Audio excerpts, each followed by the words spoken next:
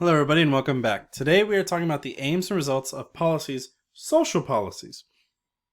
Now, just as a reminder, aims is the overall goal of the policy, results is the outcome or the consequence of it. Domestic means it's happening within the country, that it's only dealing with Chinese individuals. And social relates to society and its organization, how people interact with each other, how people discuss with each other. The three examples we're going to talk about today are the Red Guard. All of them tie directly to the Red Guard and the things that happen to them. So we're going to revisit the Red Guard. We've already talked about how they're cultural. We've already talked about how they're political. Now we're going to talk about how they are social. And then we're going to talk about two programs that were implemented to help work on the Red Guard to make them both less violent and then eventually eliminate them in a way. So the three examples we're talking about today is the Red Guard, Up to the Mountains and Down to the Villages campaign, and the cleansing of the class ranks. So let's dig right in. So how are the Red Guard social? Well, a lot of what the Red Guard focused on was self-policing, both of themselves as Red Guard members, but also policing outside of the police, outside of the military, outside of the government of China. So they were constantly at odds with each other and constantly fighting within each other to argue whether you're a true communist or you're not a true communist, or you're working to undermine us or you're working to hurt us, or whether you're really a true and tried communist. So while they're policing themselves, they're getting more and more extremist. They're getting more and more intense. They're getting more and more aggressive in every aspect of communism and what they deem to be proper in communism. So as they start to attack statues and as they start to affect the cultural and political components, they become more and more invigorated, more and more angry to attack harder and be more intense. So then their attacks start shifting away from politicians and museums and libraries and teachers to now pushing towards anyone. And so there was massive suppression of, these Red Guard squads walking through the street, then turning to one person and saying, "Hey, do you have your book?" And if you didn't have your little red book soon enough, boom, you were beaten right then and there, and no one was going to come to your aid. And they started truly getting more and more intense to the point where if one member of your family joined the Red Guard, you can almost ensure that multiple people of your family will then get arrested, will then get targeted, will then get beaten up. Your house would probably get raided because they would self-report. There's a video that you'll see in class, but you can also find it on YouTube, where a man, out of fear of the Red Guard, reports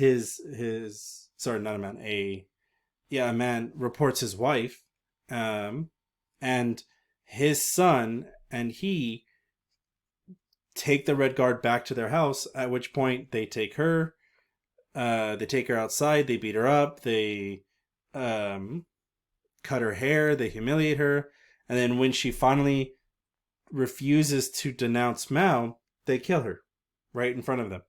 And so socially, the wide sweeping punishments and craze kept getting worse and worse and worse. And the CCRG, as we talked about in the previous video, were getting more aware of just how deadly and just how lethal these guys are becoming. So they came up with a strategy. If they're so aggressive and they really want to help communism, the CCRG and Mao tells them, "All right, you've done a great thing here in the cities. Now go out, up to the mountains, and down to the villages and start proving just how amazing you are as a group. Prove to the old, prove to the younger ones than you, because remember, these are still people from the ages of 15 to 25. Prove to them just how superior you guys are as the Red Guard. So the reason why it's called Up to the Mountains and Down to the Villages is because that was the command that Mao gave. He said, go up to the villages, go up to the mountains and down to the villages and work. Go out, be farmers, grow us food, show us what it's like to be true communists. Abandon all your wealth, abandon all your possessions, and go and be the best communist you can be. And so from 1967 to 1972, that's what they did. Massive amounts of Red Guards went out to the villages. This is actually a picture of a bunch of Red Guard members in a file formation marching their way out. I mean, look, they have different farming implements. They have hoes. This foreman has a pesticide over here. There's some axes and rakes down there. Like, they are all as happy as they can to do what's right for Mao, especially considering Mao is right there, right there, there. All these little buttons are showing Mao and what they want and what they want to achieve. This occurs between 67 and 72. And there starts becoming an issue. There's a big problem here. Because now, once these youth are going off and they're working, the more they're out of the city, the more they're in the fields, the more they start to feel like, well, I don't want to actually grow the food. Well, I don't actually want to do the hard manual labor. I just want to help the party be rid of opposition. I just want to be a member of the political party to promote the philosophical side of communism. And there's a shift between roughly 80% of the Red Guards who start to experience a huge internal struggle. Ideology versus reality. Right? They become suspect and they start doubting, well, this is hard and communism is difficult of promoting our country, and this is not what I thought it was going to be like. This is not how I wanted it to be. And so they didn't start turning on each other. They didn't start reporting each other. They didn't start outwardly criticizing communism, but there started to be unrest. There started to be doubts on what they were truly fighting for. And that's what comes to the next example. Because while they started to doubt communism, they weren't the only ones who were noticing the doubt that was occurring. So the CCRG then tells high-ranking Red Guard members, and then calls up the army, the People's Liberation Army, calls the police. It was like, hey, we need to start taking care of the Red Guard. They're out there, they're crazy, and now they're starting to doubt communism. That's the final straw. So between 1968 and 1971, the CCRG calls up and creates something called the cleansing of the class ranks. In this context, cleansing is usually used in terms of death, slaughter, genocide, Holocaust. Right, like Hitler cleansed Germany of the Jewish issue. The Ottoman Empire cleansed the Armenians in Turkey. So this, in and of itself, is being very clear that they are going to clean the class ranks through death. They're going to cleanse the people who are not in favor of communism through death. And the PLA is happy to do it. The PLA have sat back and were under explicit instructions to not interfere with the Red Guard. And so now it's their chance to do something. Now they need to step up, and some of the People's Liberation Army, the PLA, wanted to get revenge because some of them might have been victims of the Red Guard, some of their families. There's at least some people who knew. So the PLA came with righteous anger, righteous indignation, and were worse than the Red Guard to the Red Guard.